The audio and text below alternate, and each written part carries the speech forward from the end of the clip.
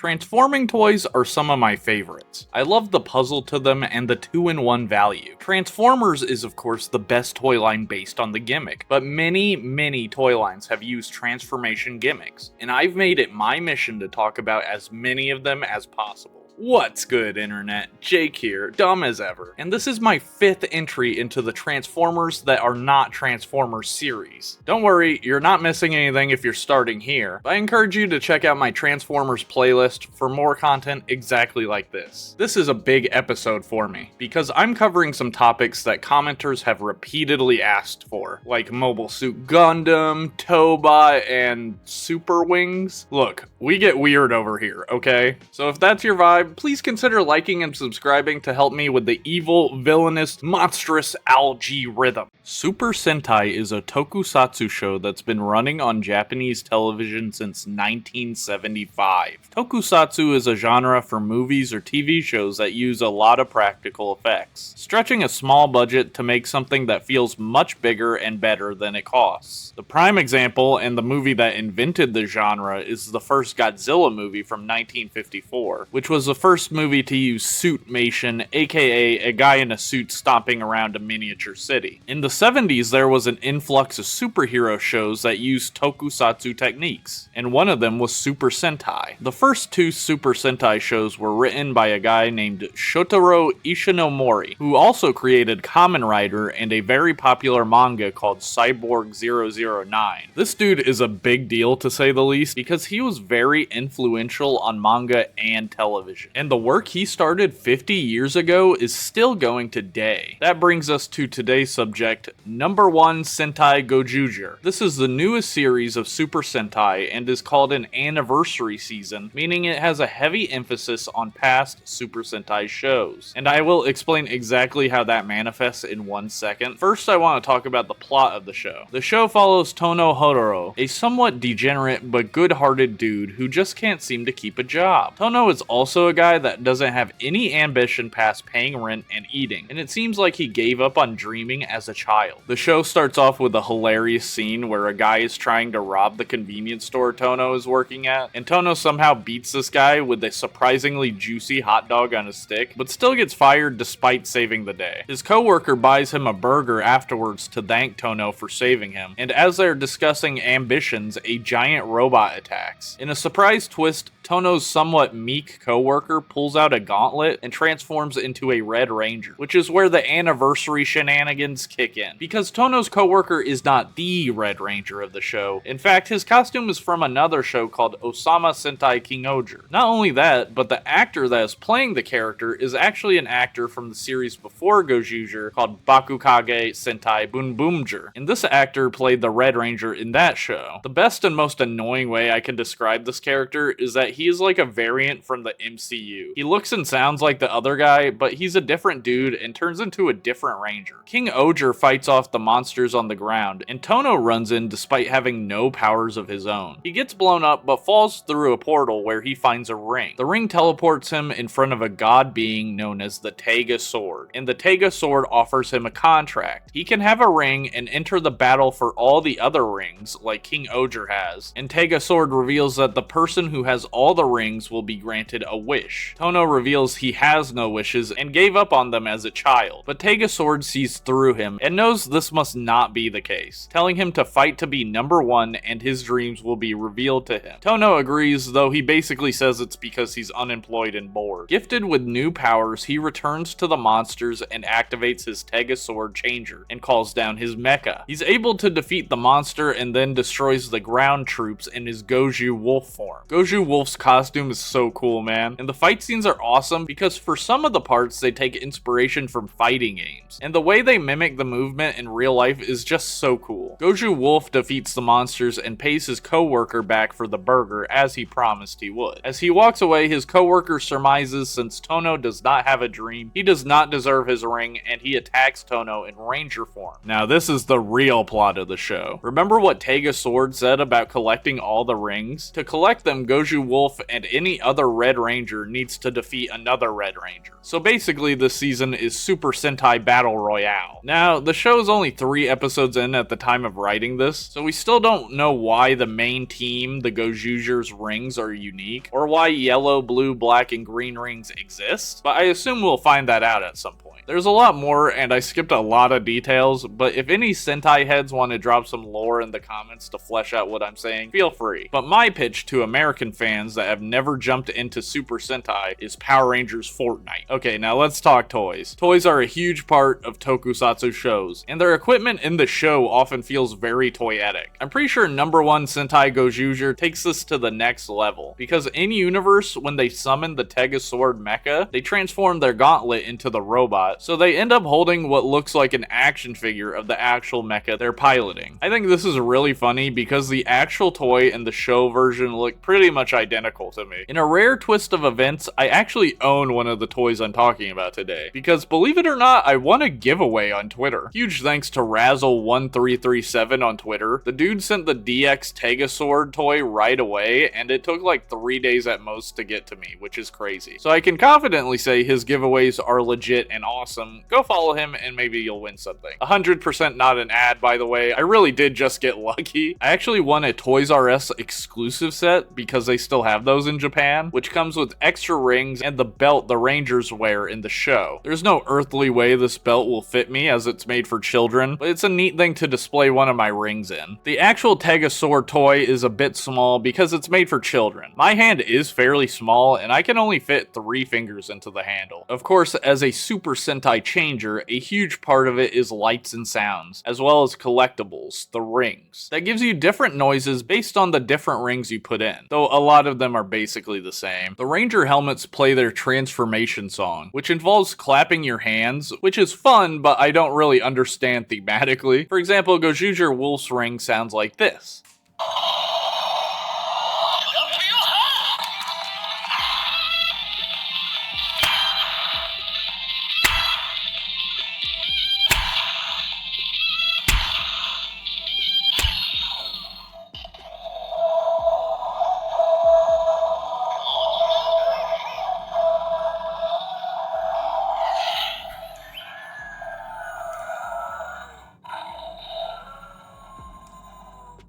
The unique noise you get with his ring is the wolf howl, as well as his ultimate move. Maybe more, but I'm really unfamiliar with these types of toys. The alternate Ranger rings play a different jingle with sounds and catchphrases from their own shows. It also has really cool lights that change color with whatever ring you put in. To transform it into the mecha, you put in the mecha head ring, which also has unique noises. You don't technically need to use the mecha head, but it kinda looks weird with a Ranger head or an alt Ranger ring. The transformation is a bit annoying to me because the arms pop off a lot, especially the thumb on the gauntlet. This is fine because the arms are supposed to pop off for other transformations. It's just a bit annoying because you can't seamlessly transform it into gauntlet mode from robot mode. The robot mode strikes me as very plain. It just kind of looks like a normal dude robot. Since I grew up with the Power Rangers on TV, I'm way more used to mecha that are made up of a bunch of different combiners, so this guy does come off a bit plain to me in terms of design. As for the other Rangers, they have weapons that can combine with the Tegasword and create their own unique mecha. This is a cool idea, but I do have some issues with it, and maybe Super Sentai fans don't really see it this way, but I feel like you need to buy 5 Tegaswords to complete your mecha team, which would be very costly. I'm also a bit confused lore-wise, because while the other Rangers have special weapons and mechas, Gozyuger Wolf just has the plain Jane Tegasword mech, which makes me wonder if he'll get his own weapon that upgrades his mecha. Overall, while I'm not super sold on this design in particular, the toy is a lot of fun, and for me, it being both the changer and the mecha is kind of perfect because I'm just getting into Super Sentai, so it's cool to have both of those things together. If you want to see me talk more Toku stuff, I did a video on Kamen Rider Gabu, which is the sister show to #1 Sentai Gozyuger. Tokusatsu is a very interesting world, and I look forward to exploring it further. If you'd like to join me, I have a new channel called Happy Tokusday, and that's where I'll be putting most of my Tokusatsu Tokusatsu Thoughts. It's a brand new channel with literally one video right now, but I can't wait to make more content for it. If you join my channel membership for $1, you can get access to the member exclusive Discord server where we will be doing Kamen Rider and Super Sentai watch parties. More info on that at the end of the video if you're interested. Now that we've discussed a baby toy line, let's discuss a real toy line for real men. Super Wings. Super Wings is a kids cartoon and toy line from South Korea that has found success overseas here in the US. It's a super simple premise about transforming Malayas and are like, sweet,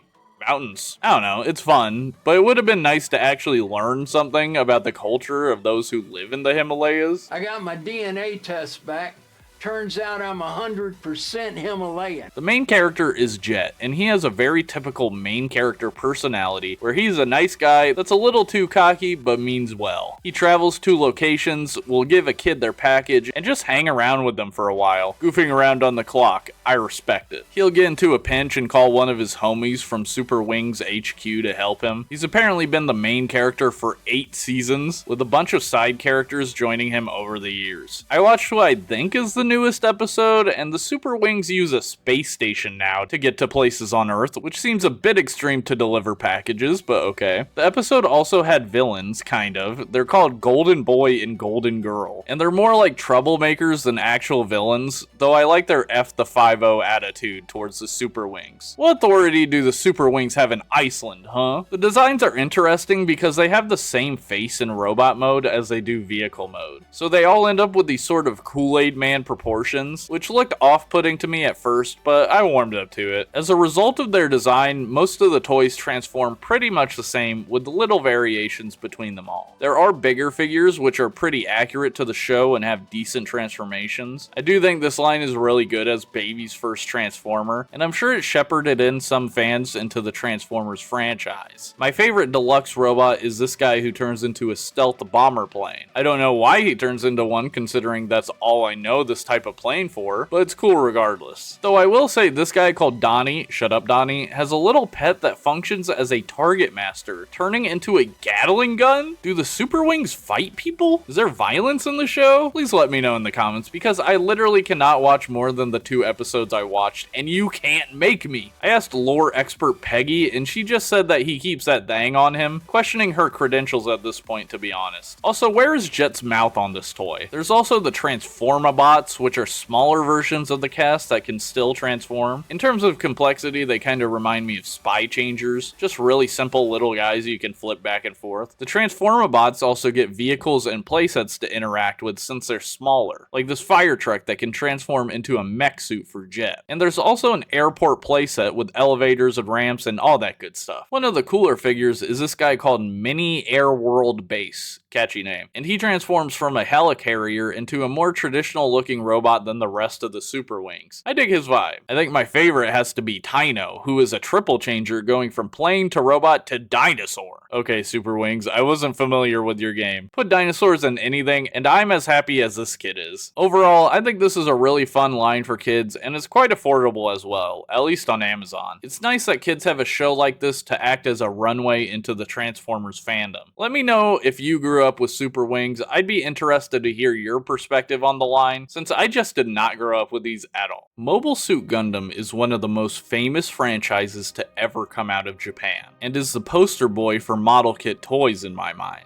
I've actually built a few Gundam model kits called Gunpla myself, and it's very relaxing. It really is like building Lego for adults. Not that adults can't build Lego, but it's probably harder for a little kid to build Gunpla. Until recently, the only Gundam thing I had ever watched was a Cartoon Network show called SD Gundam Force, which features cute chibi versions of Gundam that are popular to this day called SD, which stands for Super Deformed. Super Deformed has always been the funniest phrase to me. I had no idea that's what SD stood for in SD Gundam Force. But that show is completely out of canon, and the real Gundam is a lot more complicated. Gundam is similar to Dune to me because on the surface it seems really simple, but the more you dig in, the more you realize how deep the rabbit hole goes. The first Gundam series, Mobile Suit Gundam, was about the war between the Earth Federation and the Zeon Principality. The Zeons are people from space that declare their independence from Earth, which leads to a galactic civil war. The civil war leads to some massive casualties, like half of Earth's population straight up dies. The main characters are Amuro Ray with the Earth Federation, a brilliant young man who is naturally talented at piloting the Mobile Suit Gundam, which is Earth's answer to the Zeon's own powerful mobile suits. The other main character is Char Aznable, an extremely talented pilot and leader working with the Zeon forces, though he has plans of his own. What's interesting to me is that the show did pretty bad when it first aired, but when Bandai released model kits of the mobile suits, the show got really popular. It's kind of a reverse situation of most 80s American cartoons, where the shows sold the toys. In Mobile Suit Gundam's case, the toys actually sold the show. With the Gundam's newly found popularity, Yoshiyuki Tomino, the creator of the original show, was able to make a sequel called Mobile Suit Zeta Gundam. Mobile Suit Zeta Gundam is a direct sequel to the first show and takes place 8 years after the end of the Civil War. But it's hardly peacetime, as the Earth Federation special task force called the Titans are running wild and oppressing people in space as a way to stomp out any remaining Zeon ideals. The Titans are truly institutionalized evil. They use nerve gas to kill an entire space colony for daring to speak against them. A rebellion called the Anti-Earth Union Group, shortened to the AUG, has formed against the Titans. Among the ranks of the AUG is Char Aznable under a fake name, though it's extremely obvious it's him, and his identity is more of a secret to the characters in the show than the viewer. The main character of Zeta Gundam is Camille, a young man who comes off a lot like Amuro Ray from the first show. The main difference between Camille and Amuro is that Camille is some sort of sociopath. While Amuro hijacks a Gundam to save people, Camille hijacks the Mark II Gundam during an AUG raid to try and stomp on a military officer that punched him. Camille, like Amuro, is a naturally gifted pilot and called a new type, which is a type of human that are pseudo-psychics. Being a new type is very beneficial when piloting a Gundam because you have heightened mental and spatial awareness. Many non-new type pilots with much more experience are killed by Camille in combat due to his abilities. During the show, new advances in mobile suit technology are made, with transforming mobile suits changing the game mid-season. The titular Zeta Gundam is one of these transforming mobile suits, though it doesn't show up until the 21st episode, and doesn't actually transform until the 22nd episode. Story-wise, the mobile suit is designed by Camille, and takes a while for the engineers to put together. But in real life, apparently it took so long because the transformation and design is much more complicated compared to the other mobile suits. As a result, Camille uses the black-colored Gundam Mark II for the first 20 episodes of the season. And in some ways, this dark-colored mobile suit is another way Camille stands in contrast with Amuro Ray among their similarities. I've watched 10 full episodes and plan to watch more. The show is fantastic, and I can see why it hooked people way more than the original, though Gunpla's popularity can probably be given a lot of that credit as well. Anyway, apparently the use of transforming mobile suits was inspired by Transformers itself. According to an old Laserdisc set, some staff were interviewed and they mentioned that Tomino had Transformers tapes sent over to Japan to check it out. Tomino really liked the instant transformations of the Transformers and decided to have the mobile suits transform like that as well. You can really see it in the animation. The transformations are not a big spectacle, and they're often transformed in seconds, even faster than most Transformers animations. You need to remember, Transformers began to air in the US in 1984, and Mobile Suit Zeta Gundam came out in 1985. So the timeline matches up with this information completely, and is very cool because, as I understand it, many people thought the transforming mobile suits were inspired by Macross, another Japanese series about transforming robots, which would make perfect sense. The 1985 toy line for Mobile Suit Zeta Zeta Gundam only features one fully transforming Zeta Gundam toy, which actually wasn't a model kit, but a pre-built toy. This thing is essentially a masterpiece level transformer for 1985. We were over in the USA playing with Optimus Prime that transforms in like 8 steps or whatever, and Japanese children were living in the future. The 1985 Zeta Gundam is very charming, and though it's a bit puffy and simplistic compared to the show, the toy really captures the look and feel of the mobile suit in a cool vintage way. Now this is a toy from 1985 with a somewhat difficult transformation, so transforming the toy in the year of our Lord 2025 is like defusing a bomb. The Wave Runner mode is really solid as well, and it overall seems like a really awesome toy for the 80s. The transformation was a bit too complicated for model kits at the time, but over the years many of the transforming mobile suits have gotten their own model kits that actually transform, like this big MFer who is hilariously named Psycho Gundam. The mobile suit is called that due to its use of artificial new type technology, but it also really gets across that this dude is a menace. Psycho Gundam turns into a brick essentially, but like a really cool brick. Most of the transforming mobile suits alt modes are just robots bent in weird positions, so I do think their alt modes come off as samey or incoherent sometimes, but this guy, the Ashamar, is literally just Cosmos. Same color scheme, and he turns into a little UFO looking ship with some extra legs at the bottom. It's really funny how similar the Ashamar is to Cosmos though. I have to wonder if it's a direct inspiration from Transformers, or maybe both of the designers were inspired by the same thing. If anyone in the comments knows, please sound off. Mobile Suit Zeta Gundam is a really cool show from a long line of really cool shows, and I do plan to finish it. I have been wary of covering Gundam because it is a massive blind spot in my nerd knowledge, but I think this is the year I become a weeaboo. So it's a good time to get into it, and I look forward to investigating more series that involve transforming mobile suits. Tobot is a South Korean show and toy line that has been running in some form or another for a shocking 15 years. That's a really powerful brand presence. When it started to air in South Korea, I was entering high school. Tobot is owned and manufactured by Young Toys, with the original show being created by Retrobot Studios. I say original show because much like Transformers, Tobot has had a few iterations over the years. The first Tobot show ran from 2010 to 2016, with the movie released in 2017. The show was cancelled and the toy line was then rebooted as Tobot V, and the original animation studio Retrobot was replaced with Studio Button. Along with the new studio, the story of the original show was completely replaced, with only echoes of the original characters present. This was apparently a big deal in the Tobot fandom, as longtime fans hated the show and would be vitriolic towards it online. The best comparison I can make for Transformers fans is when Beast Wars showed up and G1 fans were throwing their truck not monkey-esque tantrums online. Much like the Transformers, adults whining about a children's cartoon online had little effect on Tobot V, and it ran for 3 seasons and had a well-received toy line. After Tobot V, Young Toys would hire Retrobot Studios again to continue the original Tobot show, now called Tobot Daedo's Heroes. Daedo is the name of the city the show is set in, and the show takes place a few years after the original. For the purpose of this video, I'm going to skip Tobot V and cover it in a future video, simply because it really is its own thing from the main Tobot timeline. There was also a sports-focused spinoff called Tobot Athlon, which I will also cover in a future video. In this video, I'll talk about both the first series and the new series. Like I said, Tobot started in 2010, so the show is old at this point, and the animation does feel dated. In Tobot, we follow twin brothers Ryan and Corey, who are gifted transforming robot cars by their mechanical engineer father, Franklin. When I first watched the show, I was rolling my eyes pretty hard. The show felt extremely childish in a tedious way to me. I watched about 6 full episodes and then skipped through some others, and I have to say the show made a bad first impression, but after watching more, I think it's alright. Mostly because they introduced and tied up a story arc in the first 5 episodes, and shifted the dynamic of the show from there. The show starts off with the villainous